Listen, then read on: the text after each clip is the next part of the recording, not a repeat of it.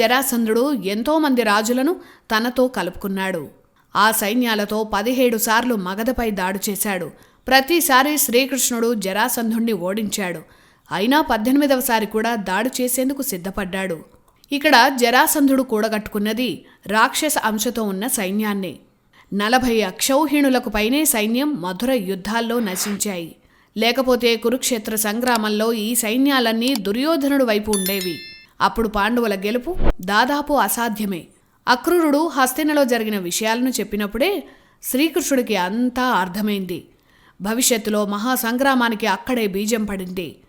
కౌరవుల వైపు ఉండే జరాసంధుడి లాంటి బలవంతులను ముందే ఓడించి వారిని శక్తిహీనులుగా కృష్ణుడు మార్చేశాడు. అలా కురుక్షేత్ర యుద్ధం నాటికి కౌరవుల బలాన్ని తగ్గించి పాండవులు గెలిచేలా చేసిన గొప్ప వ్యూహకర్త శ్రీకృష్ణుడు. వినీ టాయ్స్ అమెజాన్లో కూడా లభ్యం.